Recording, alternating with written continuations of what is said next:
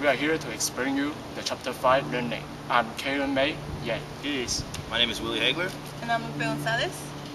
Hey, Willie, today we're talking about the learning. Do you know what the definition of learning is? Yeah, learning is a relatively permanent change of behavior brought about by your experiences. Good. Alright, today in Chapter 5 we're going to be talking about the 3 learning psychological phases. Classical conditioning. Operant conditioning. And observational learning. Hey, Lupe, what are you doing here? Oh, I'm studying classical conditioning. Did you knew it was discovered by Ivan, a Russian psychologist?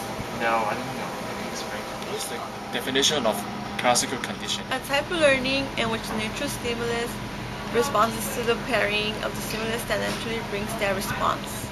We will be using Ivan's famous study. To understand the neutral stimulus, the unconditioned stimulus, the unconditioned response, conditioned stimulus, and the conditioned response. Let me break it down for you. Hey, what's up, man? Hey, what's up, man? How you doing? Good, how are you? I'm doing fine. Just looking at this Eminem song, the Rihanna.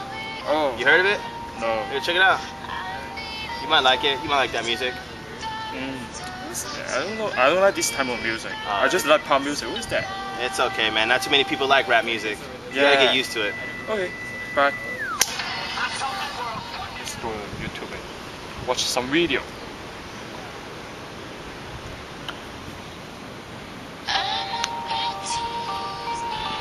This song sounds familiar.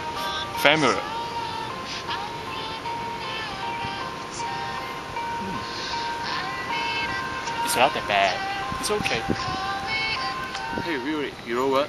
What's that, man? I listened to the song so many times after you showed me last week. Which song? The I Need a Doctor. Oh, by Eminem? Yeah. Yeah, you like that song, huh? Yeah, really. Yeah, you know what? Yesterday I feel very sick, Okay. so I go to see a doctor. When I see a doctor, he remind me this song. Really? Yeah. Yeah, you needed a doctor, huh? Yeah, really. That's funny. The observational learning is another type of a learning theory. The learning of a new behavior is based on observing a model.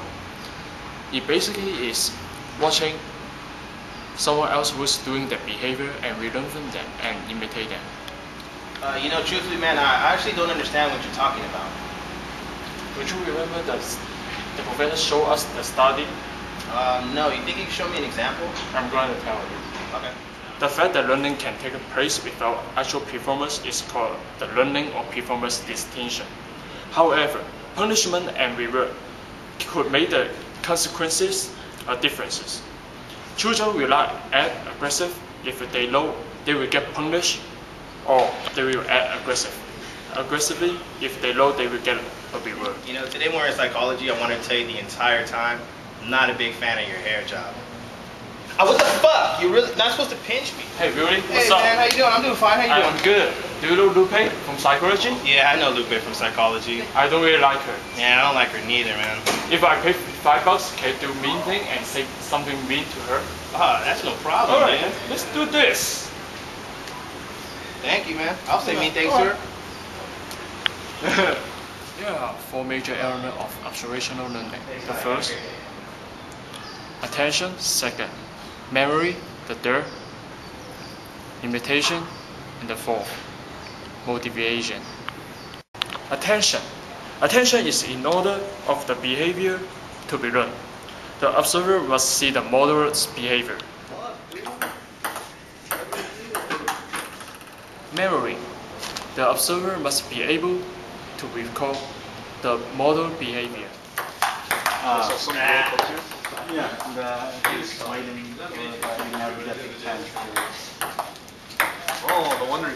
Imitation. The observer must have motor skill to imitate the behavior. I'm a Chinese, I have to learn the table tennis. Motivation. The observer must be motivated to carry out the action, the behavior they have learned and remembered. Look how good you are!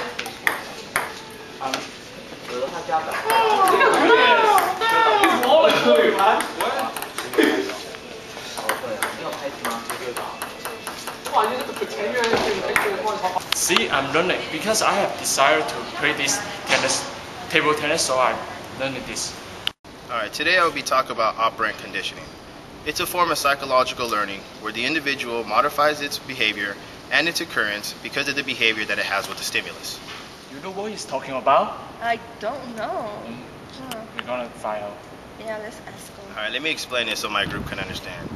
Basically, it's a voluntary behavior through the effects of pleasant and unpleasant consequences to responses. How is that any different from classical conditioning? Well, you see, unlike classical conditioning, the responses that I'm looking for are voluntary, where our subject is to perform to gain a desired outcome. Now that I've spoken about operant conditioning, do you guys understand what I'm talking about? No. No. You guys really don't understand what I'm talking about? No. No, So you guys do need an you? example. Oh, sure. Alright, here's your example. Hey, Lupe, how's it going? Hey. What are you up to? Nothing, reading psychology. Oh, okay. I just wanted to say I really liked your slippers.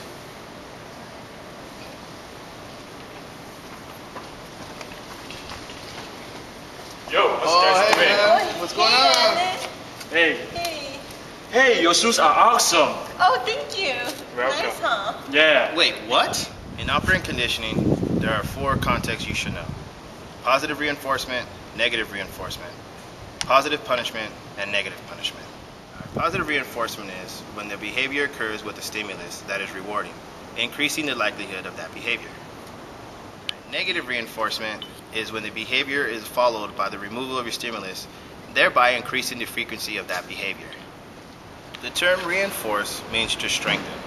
It's used in psychology to refer to any stimulus that strengthens or increases the probability of a specific response. Although Edward Thorndike did extensive research in this subject, it was B.F. Skinner who coined the term operant conditioning.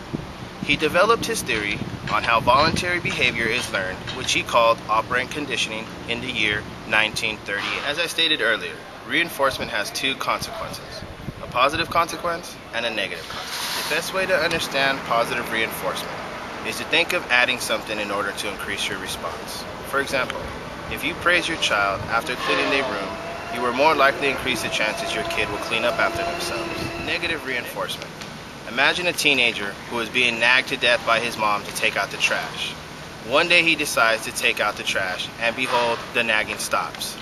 Another one of the core tools to operant conditioning is punishment, which is a consequence that follows the operant response that decreases the likelihood of that response happening in the future. And just like reinforcement, punishment has 2 consequences, a positive consequence and a negative consequence. For positive punishment, in order for the likelihood of the behavior to be decreased, an operant response must be presented with the adverse stimulus. You want an example? If you pet a cat in the manner it does not like, he will most likely bite you. The bite symbolizes a positive punisher, which more likely increases the chance you will not pet the cat in the same manner. For negative punishment, in order to decrease the likelihood of the behavior occurring in the future, the operant response is followed by an appetitive stimulus. This is negative punishment. For example, if a child talks back to his mother and the mother removes his favorite toy, the removal of the toy becomes a negative punishment and therefore increases the likelihood that the child will not talk back to his mom. Today, we talk about the 3 major concepts of learning Classical conditioning. Operant conditioning. and observational learning. We hope this can help you. And thanks for watching. Good luck on your mission. Good luck.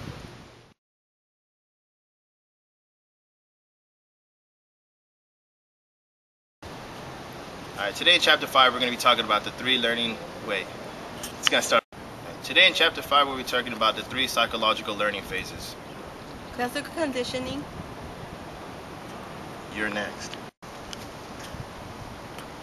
Oh, okay. Start off. Go. What he's talking about, do you know?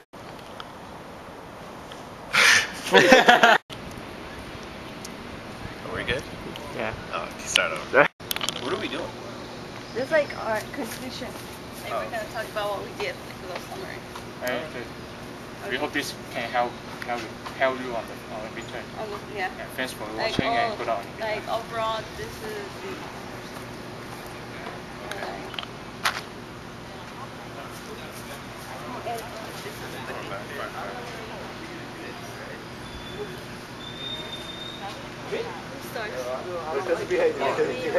Alright.